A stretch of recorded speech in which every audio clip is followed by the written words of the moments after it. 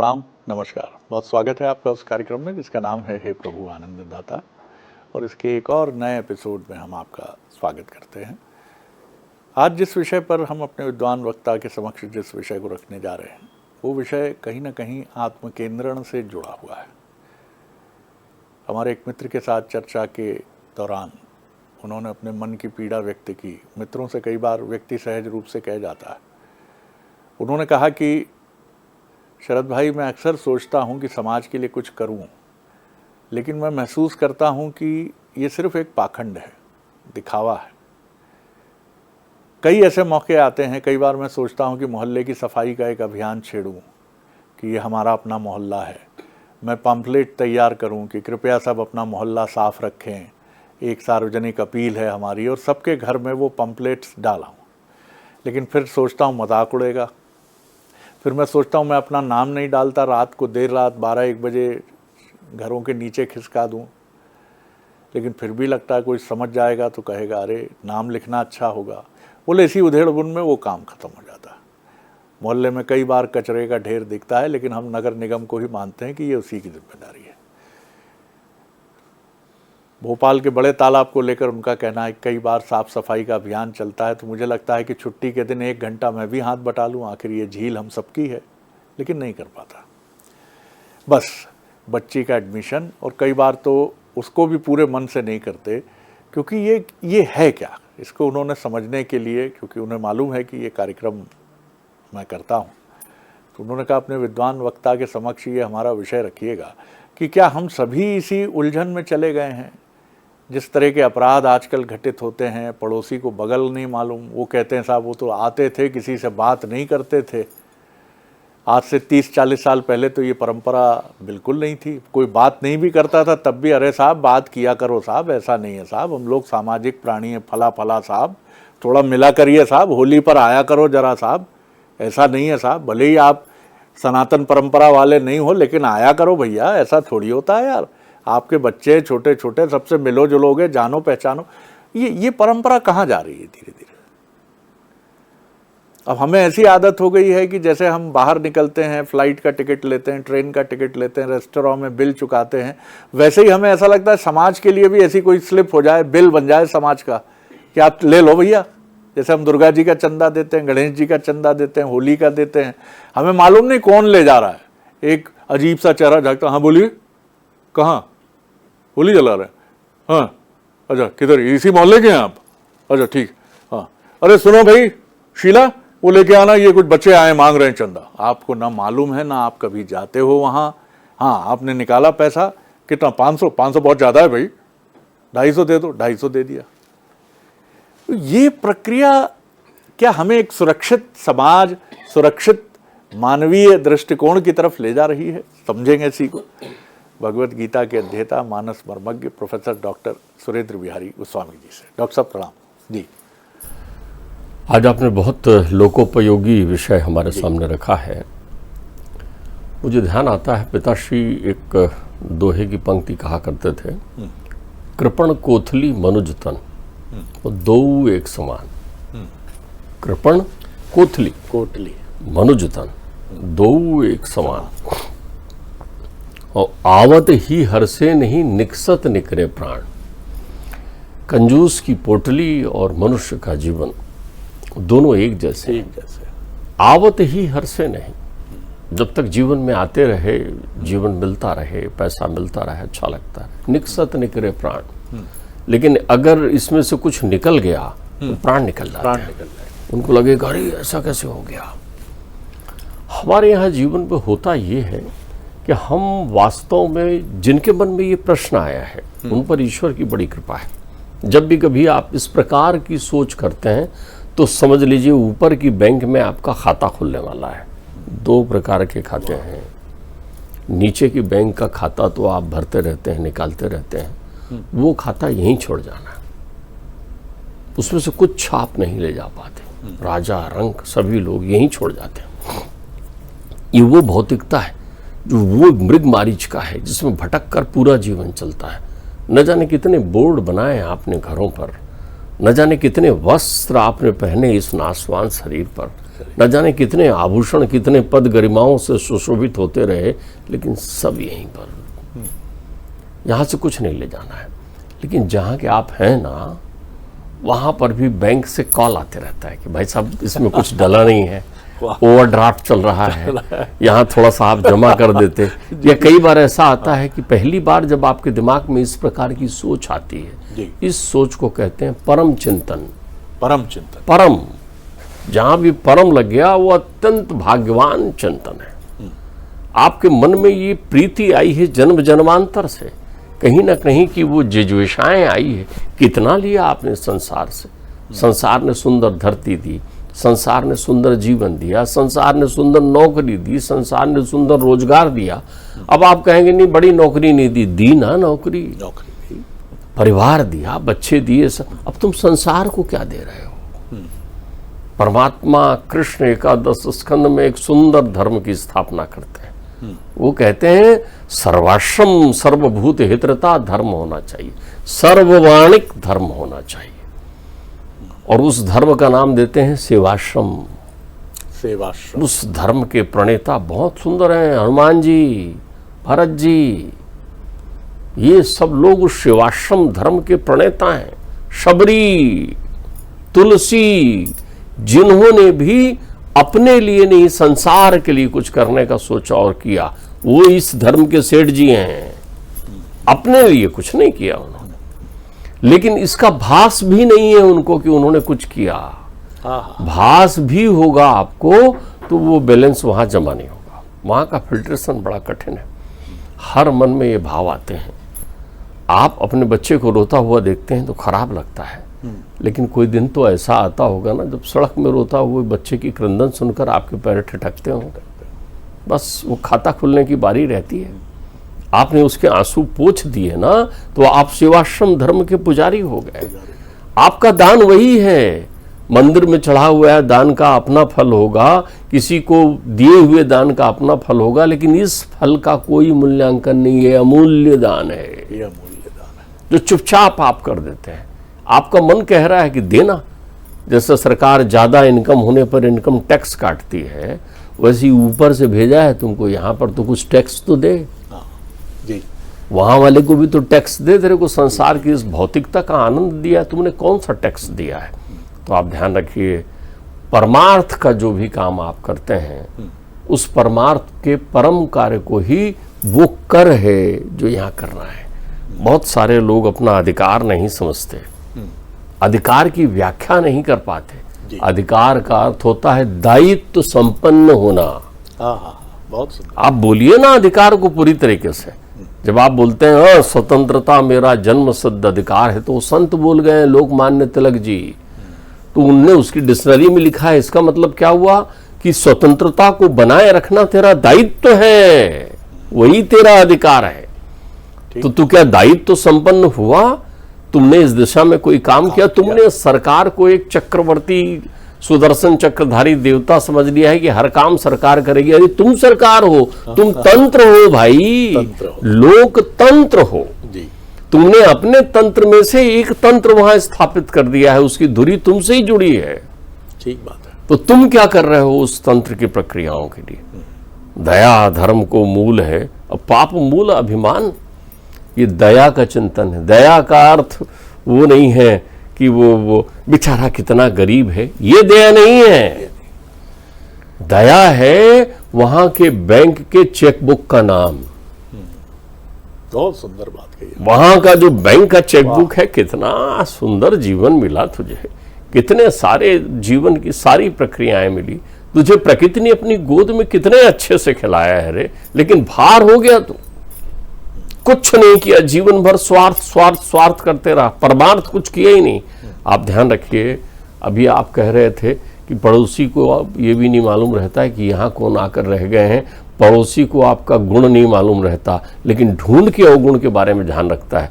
रोज फेंक देते हैं कचड़ा यहाँ पर, मतलब उसका ध्यान आपके कचड़े पर चला गया, लेकिन रोज आप वहां झाड़ू लगाते हैं, इस पर उसका ध्यान नहीं जाएगा। गुण पर किसी का ध्यान नहीं जाता, वो आपके अवगुण ढूंढने का प्रयत्न कर रहा है, क्योंकि उस खुद अवगुणी हो गया है अपनी प्रक्रियाओं को करते करते। तो ये वो काम है जीवन के, ये सत्कर्म है आपके जीवन के, ये यज्ञ है जीवन का। ये तेरे जीवन को उस धुरी में स्थापित करना चाह रहा है परमात्मा। इसको प्रमाणित कर, तुलसी ने रामायण स्वांता सुखाय के लिए लिखे। स्वांता का अर्थ समझते हैं? स्वराट के लिए। अरे स्वांता सुखाय मतलब आत्म सुख।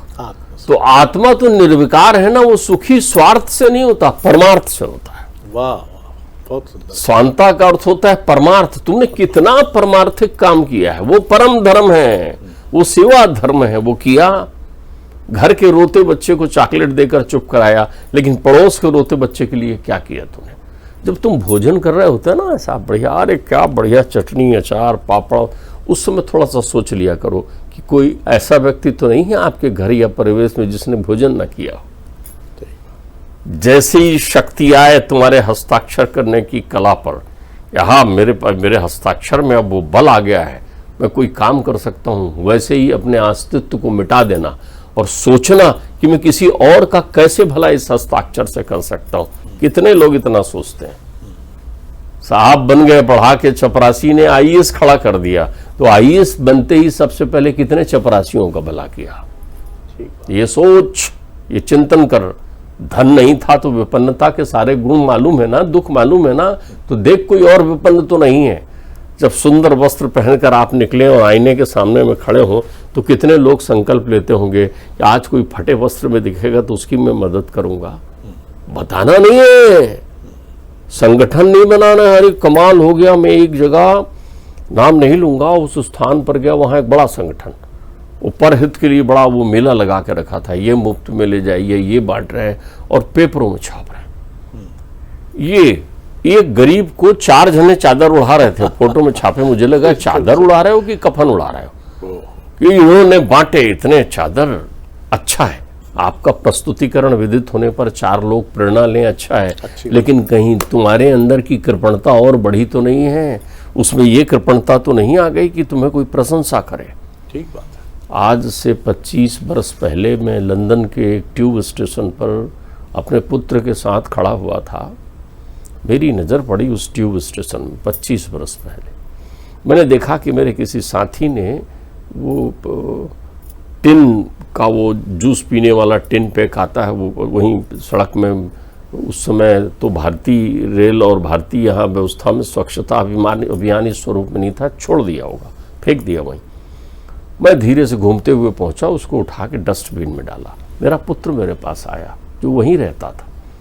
उसने मुझसे पूछा, पिताजी मुझे क्षमा करें तो एक प्रश्न करूं? मैंने कहा बोलो। बोले ऐसा क्या आप अपने देश में करते हैं क्या? आप अपने देश में घूमते समय कहीं कचरा दिखेगा तो चुपचाप उठाकर डालते हैं क्या उसको डस्टबिन में? मैं चिंतन करने लगा। आप एक बात ध्यान रखिए, सेवा 2 प्रकार की है।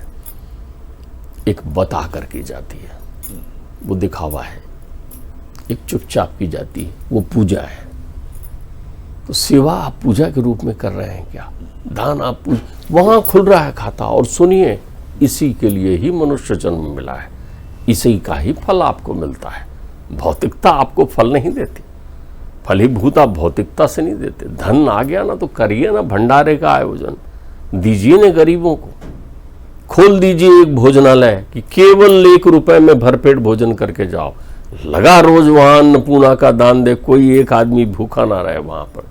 ठीक बात है। दे उस कोष में दान जहां जवानों के लिए काम आ रहा है। बना मंदिर, तालाब, बावड़ियां, बना वृद्धशालाएं, बना लोगों को कितना, अरे कितनी, आप ये देखो बड़े ठाट बाट से मैंने लोगों को देखा, कन्या का विवाह हो रहा है तो साहब ऐसे ऐसे ढंग से विवाह कर रहे हैं कि कुछ पूछो मत।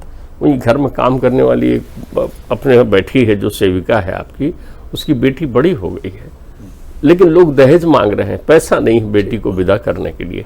चुपचाप उसने आपके दिए कपड़े पहना करके उस बच्ची को ले आई है आपके यहाँ पार्टी में कि देख बेटा शादी हो रही है। वो दूर खड़ी देख रही, आपकी नज़र गई, आपको लगा कि उसको बुला के बोले कि बहन इसकी शादी धूमधाम से करना, जो जरूरत लगे बताना, मैं दूंगा। जिस दिन ये भाव आ जाए उस दिन आप अधिकारी भी हो गए, आप में सेवा का भाव भी आ गया। अरे संसार का हर दिन बीत रहा है शरद जी, हर मनुष्य का दिन घट रहा है, सब यहाँ छोड़ जाना है। तो लेके जो जाना है वो बनाओ ना। आज आप लेके जाने की बात कर रहे हैं, जो आपके साथ जाता है। अपरिमित शुभकामनाएं, अपरिमित बधाई, अपरिमित स्मृतियां, अपरिमित परमार्थ तेरे साथ जाता है। वहां पहुंचते ही देव दुदुम्भी बनाकर तेरी प्रतीक्षा कर रहे होते हैं। ऐसा सिद्ध साधक कह रहे हैं कि आज एक दानी आया है, आज एक अधिकारी आया है, आज एक परमार्थी आया है जिन्होंने दान किया है। इसलिए हमारे यहां दानवीर बलि के ड्योढ़ी में परमात्मा सेवा कर रहे हैं। वो कहता है ले, वो कहता है मुझे तो 3 चरण की भूमि चाहिए। अरे बोले क्या मांगा? बोले हर मनुष्य के लिए उतना ही चाहिए। तो तुम अपने 3 चरण की भूमि परमार्थिक चिंतन में रखो। तन, मन, धन। तन से जो भी परमार्थिक सेवा हो सकती है जरूर करो। जब तक स्वस्थ रहो, समाज में सक्रियता के साथ रहो, लोगों को देखते रहो, मदद करते रहो। तेरे कानों में चीख सुनाई नहीं पड़ती, पड़ोस से चीख आ रही है, चुपचाप बैठा रहता है। भाईचारा खत्म हो गया है तुम्हारा, आपसी संदर्भ खत्म हो गया है तुम्हारा। आपको याद है ना, सड़क में घूमते हुए बगल के कक्का ने जब आपको देखा था तो आपकी शिकायत की होगी घर में। आज तुम्हारा छोरा बगल में घूम रहा था और जैसे ही घर में गए तो पिताजी ने अच्छी पूजा की होगी, कक्का शिकायत कर रहे थे। कहाँ गए तेरे वो कक्का? कहाँ गई बुआ? कहाँ गई बहन? ये कहाँ विस्मृत हो गए? अरे तू सिमट गया रे, तू सिमट कर छोटा हो गया, तू क्षुद्र हो गया। बोले नहीं साहब मैं तो ठीक हूं, बगल वाला वो वैसा है। अरे तुम अपने आप को देखो, अपनी सुधार संसार की सबसे बड़ी सेवा है। क्या तुम्हें तृप्ति लगती है? जाने वाले संसार में सब हैं, किसी के पास उम्र का कोई सर्टिफिकेट नहीं है। परमात्मा जूठी थालियां उठा रहे हैं। सबरी हर कुटिया में जाकर रोज सवेरे हवन के लिए लकड़ी रखकर आ रही है, सूखे बेर रखकर आ रही है, चुपचाप ब्रह्म मुहूर्त में। मिले ना भगवान, खाया ना सबरी के जूठे बेर, मिला ना फल, आना पड़ा ना परमार्थ को ऊपर से नीचे। परमात्मा जूठे बर्तन मांज रहे हैं, मिला ना फल। ऐसे भोजन कराने का एक दाने के जूठे भोग में द्रौपदी के सामने आ गए परमात्मा, 10,000 लोगों को खिलाया। कौन सी शिक्षा दी है तुमको? यही शिक्षा दी है ना। लोगों ने तुलसी ने मानस क्यों लिखी? स्वांता सुखाय करते संसार में कितनी शिक्षाएं दी है। जब तुम अच्छा पढ़ रहे होते हो तब भी तुम परम कार्य कर रहे होते हो। अच्छा पढ़ना, अच्छा करना, अच्छा सोचना, अच्छा चिंतन करना, अच्छे सदकर्म में योगदान देना, ये सब सेवाश्रम धर्म है। और तुम इस धर्म के प्रणेता बनो तो वहां के बैंक में खाता होगा, यहाँ के बैंक का खाता तो यहीं छोड़ जाओगे। बिल्कुल सही बात है डॉक्टर साहब। और जब आप ये बात कह रहे थे तो मैं सोच रहा था, लेकिन वो भी बड़ा अच्छा है कि वैसा नहीं है। कि कल्पना कीजिए अगर ईश्वर के दूत इस धरा पर उपस्थित होते और जब तथाकथित कष्ट आता है हमारे ऊपर, एक्सीडेंट हो गया, पैर टूट गया, बीमार हो गए, सफलता नहीं मिली, तो वो देवदूत अगर एक स्लिप काट के दे कि फला फला जगह तालाब की सफाई का प्रयोजन था ना, आए थे 5 साल पहले लोग, आपने मना किया था, ये पैर इसकी वजह से टूटा है ना, ध्यान रखिए, आगे ऐसा मत करिएगा। लेकिन मनुष्य इतना, माफ कीजिएगा, कुटिल है कि फिर वो वहां भी ये करने लगता कि नहीं साहब, नकलीपन। इसीलिए ईश्वर ने इस पूरी प्रणाली को बहुत अद्भुत रखा, ना दबाव, न भेदभाव, न कुछ। आप कहते हैं मैं बड़ा ईश्वरवादी हूं। ईश्वरवादी होने का अर्थ ये इस तरह के वस्त्र पहनना तो नहीं है, अंगूठी धारण करना तो नहीं है, कंठी माला पहनना तो नहीं है। क्योंकि हम आडंबर में तो पूरा हो जाते हैं, अरे बड़ा धार्मिक के साथ, पूरी रामचरितमानस कंठस्थ है, कहीं से कुछ भी पूछ लीजिए। अरे क्या ये आध्यात्मिकता का या ये सज्जनता का परिचायक है कि आप धर्म ग्रंथों के निष्णात अध्येता है? मनुष्यता नहीं है साहब। इसीलिए ईश्वर ने ये व्यवस्था नहीं रखी। लेकिन डॉक्टर साहब जो बता रहे हैं कि व्यवस्था तो वही है। आपकी गाड़ी खाई में जाते जाते केदारनाथ में बच गई, कई गाड़ियां चली गई, आप बच गए। क्यों बच गए? कोई कारण तो होगा। लेकिन ये कारण हम नहीं सोचते। जब शक्ति का धधकता हुआ गोला हमारे जीवन में रहता है, गाड़ियों की झड़ी रहती है, तब हम ईश्वर को ऐसे ही मानते हैं, ये भी खुश हो जाएगा, थोड़ा प्रलोभन दे देते हैं, पैसे दे देते हैं, पंडितों से पूजा करा देंगे, सब सेट हो जाएगा। जब कष्ट आता है तभी ईश्वर की याद आती है। तो समझिए जरा, सेवाश्रम दुनिया का सबसे बेहतरीन आश्रम है, मन की शांति। आज मैं देखता हूं कि बाबाओं के भी, माफ कीजिएगा, ब्रांड हैं। हर व्यक्ति, पढ़ा लिखा व्यक्ति पढ़े लिखे बाबा को ढूंढता है, क्योंकि उसका ईगो सेटिस्फाइड नहीं होता कि वो किसी बिल्कुल अपढ़ या सो कॉल्ड बिल्कुल दीनहीन बाबा के पास चला जाए। वो ऐसा बाबा ढूंढता है जिनका वातानुकूलित आश्रम हो, लाखों करोड़ों और उसमें विदेशी अनुयायी तो अवश्य हों, जो धारा प्रवाह अंग्रेजी में बोलकर रोते हों अपने स्पिरिचुअल गुरु के सामने। कोई बुराई नहीं है इसमें, प्रभु का नाम है, बहुत अच्छा है, नाना प्रकार के योग अभ्यास हैं, लेकिन ये भी तो सोचिए कि आपको इसकी जरूरत क्यों पड़ रही है, क्यों पड़ रही है इसकी आवश्यकता, क्यों मन शांत नहीं है। मन शांत इसलिए नहीं कि आप सेवा के आश्रम में नहीं है भाई साहब, इतना ही है बस। और वो गुरुजी अगर ऐसा बोल दें कि सेवा के आश्रम से होकर आओ, वो भी चुनौती है। बहरहाल ठीक है, किसी में कोई खोट देखना या कोई अवगुण देखने की कोशिश भी एक बहुत बड़ी बीमारी है, क्योंकि हम कई बार बहुत नादान होते हैं और बड़े बड़े प्रश्न उठाने की कोशिश करते हैं। क्षमा कर दीजिएगा। डॉक्टर साहब बहुत बहुत धन्यवाद। अगले एपिसोड में एक और नया विषय लेकर उपस्थित होंगे। प्रणाम।